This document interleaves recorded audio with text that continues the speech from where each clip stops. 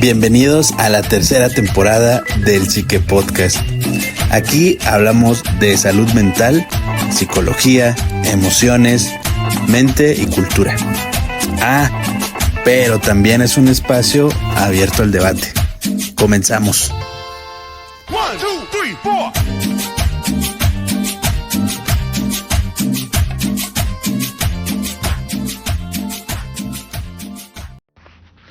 Hola a todos, bienvenidos una vez más a El Psique Podcast. En nuestro episodio de hoy, en la sección Estudio de Caso, estaremos hablando sobre el experimento sobre el efecto del falso consenso. Bien, yo soy la psicóloga Diana Ortiz, les doy la bienvenida y comenzamos. En psicología, el efecto del falso consenso es un sesgo cognitivo por el que muchas personas tienden a sobreestimar el grado de acuerdo que los demás tienen con ellos. Las personas tienden a presuponer que sus propias opiniones, creencias, valores, hábitos, ideas, pensamientos, etc., están entre las más elegidas, apoyadas y concurridas por la mayoría de la población o de las personas a su alrededor.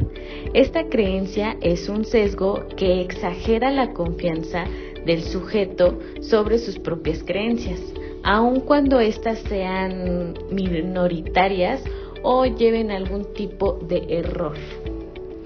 Frecuentemente este sesgo aparece en grupos de opinión en los que la opinión colectiva, vaya la redundancia, es la misma que la de los sujetos del grupo.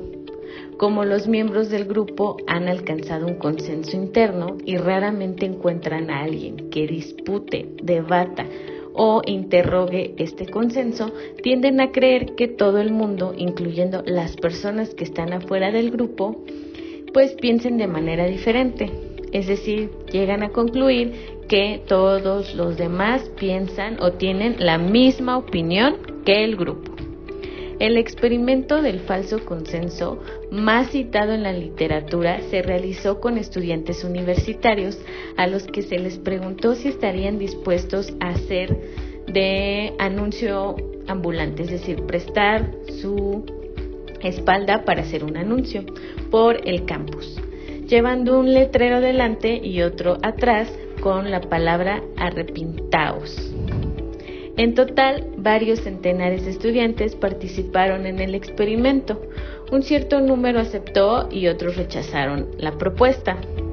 Luego se pidió a ambos grupos que calcularan los porcentajes de quienes aceptaban y de los que rechazaban. Resultó que los cálculos de los estudiantes estaban inclinados hacia lo que ellos mismos pensaban. Quienes estaban dispuestos a aceptar el letrero pensaban que el 60% también lo estaría, y quienes lo rechazaron estimaron que el 27% estaría dispuesto a rechazarlo, básicamente. El primer experimento sobre el efecto del falso consenso se llevó a cabo en 1977. El grupo base de la investigación también eran estudiantes voluntarios y la mayoría eran muy jóvenes. A este grupo se les pidió que leyeran una serie de textos. En ellos se describían situaciones en las cuales había un conflicto, el cual implicaba un dilema sobre cómo responder a la situación. Después de realizar la lectura, a todos se les pidió que respondieran 3 preguntas. La primera era: ¿qué opción creen que elegiría la persona involucrada en el conflicto? La segunda pregunta fue: ¿qué opción elegirías tú mismo? Y la tercera y última pregunta fue: ¿cuáles son las características de la persona que eligió una opción y cuáles de la persona que eligió la otra opción? La mayoría de los voluntarios respondieron de forma similar a la pregunta 1 y 2, es decir, pensaban que la persona involucrada en el conflicto elegiría la solución por la cual ellos mismos también optaron. En la pregunta 3 respondieron ponderando la solución que ellos habrían elegido y denigrando a quien elegía la otra opción, es decir, la opción con la que no estaban de acuerdo o la opción que habían descartado. Después de esto hubo un segundo experimento sobre el efecto del falso consenso, que también se llevó a cabo con estudiantes universitarios. Se les propuso llevar un cartel con un mensaje que decía "Come en Joe" y dar un paseo por el campus con dicho mensaje durante 30 minutos. Había total libertad de participar o no, pero para motivarlos se les dijo que al final podrían aprender algo útil de esto. Al final se les entrevistó a los que habían aceptado ponerse el cartel y a los que se habían negado a hacerlo. La pregunta era: ¿cuántos voluntarios creen que aceptaron llevar el letrero encima? Y quienes habían aceptado llegaron a la conclusión de que del 62% de los demás voluntarios también lo habían aceptado como ellos. En cambio, a quienes se negaron llevar el letrero pensaron que solo lo habían aceptado el 33% de los voluntarios, es decir, que la mayoría había rechazado o se había negado a llevarlo, como ellos mismos. Nuevamente, se comprobó que el efecto del falso consenso se hacía presente. Cada persona cree que forma parte de la mayoría, aunque no tenga ninguna evidencia que así lo indique. Basta con pensar de una forma para creer que los demás también lo hacen. Después de eso hubo otros experimentos. El efecto del falso consenso no solo nos lleva a pensar que la mayoría actúa como nosotros, sino también a juzgar con base a esa idea o creencia. En otras palabras, creemos que nuestra forma de pensar es la correcta, es la buena, es la adecuada o es la normal. Y a su vez, las formas diferentes de pensar son raras, son malas, son inadecuadas, son erróneas. En todo caso, son evidencia de una especie de error, de dificultad, y vemos a quienes piensan diferente como personas no normales. Los experimentos sobre el fenómeno del falso consenso se han repetido muchas veces y de diversas maneras. Por ejemplo, se hizo un sondeo entre los jóvenes sobre la ingesta de alcohol y a todos ellos se le preguntó: ¿cuánta gente de tu edad suele beber alcohol? Más del 50% de los jóvenes que tomaban alcohol habitualmente respondieron casi todos, y en los no consumidores solo el 19% pensó que efectivamente se bebía alcohol. Todo esto nos habla de algo que ha sido muy familiar, que es lo que se ha debatido sobre la falta de empatía. Y se menciona que estamos tan concentrados en nuestra propia visión que nos cuesta trabajo ponernos en el lugar de otros para ver la realidad desde otras perspectivas. Dicho de otro modo, vemos el mundo y a los demás como una extensión de nuestro propio mundo o de nosotros mismos. Pero, adicional a eso, también tiene mucho que ver una cuestión neurológica, dado que también influyen factores personales y motivacionales que pueden acercarnos a este sesgo. Automáticamente se activan zonas cerebrales que tienen que ver con el razonamiento motivado, cálculos de valoración subjetivos, que son sociales, no sociales, recompensas y costos, y procesos relacionados con uno mismo y los demás.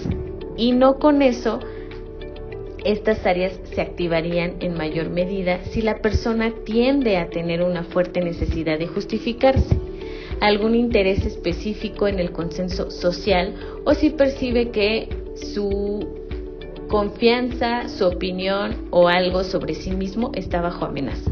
Podemos pensar que son demasiados los procesos y zonas de nuestro cerebro que se activan ante la situación que describimos. Sin embargo, esto tiene una explicación. Nuestro cerebro tiene en este momento un objetivo: defendernos de contextos sociales que pueden ser desafiantes o amenazantes. O también enfatizar que las propias actitudes y comportamientos son razonables, son lógicos y son justificables. O, como lo habíamos mencionado antes, son adecuados, son buenos o son normales. En conclusión, la proyección de nuestras actitudes y comportamientos hacia los demás puede reflejar la necesidad de afirmar la normatividad de nuestras actitudes dentro de una comunidad, un grupo, un espacio. Esto se refleja en el sesgo del falso consenso. Y ahora, podemos también mencionar o entender mejor por qué a veces nos preguntamos si todos estamos de acuerdo, si tú piensas igual que yo, porque eso da pauta para que interactuemos, para que me caigas bien, para que conversemos, para que me quiera relacionar contigo y hagamos amistades o vínculos. Es una parte que también, o es un factor que también nos hace sentir seguridad mientras socializamos o interactuamos en algún lugar o con un grupo. El razonamiento motivado y los mecanismos regulatorios son muy estudiados en este proceso. Un paso más para poder entender el razonamiento social y su relación con la neurociencia, con nuestro cerebro, con la psicología, con la conducta. Y bien, cuéntenos, ¿ya habían escuchado sobre este experimento y sobre las diversas ocasiones en las que se implementó con una consigna diferente? ¿Qué opinan de los resultados? Recuerden que a pesar de haber ejecutado varias veces este experimento y obtenido casi siempre el mismo resultado, todavía quedan hipótesis, todavía queda mucho que averiguar sobre el sesgo, sobre este sesgo de el falso consenso y también su relación con lo que ya mencionábamos, ¿no? Entonces, cuéntenos qué les pareció, ¿están de acuerdo, no están de acuerdo? ¿Qué hipótesis o qué preguntas les surgen a partir de este experimento? Y pues muchas gracias por escucharnos, nos vemos en el próximo episodio. Adiós.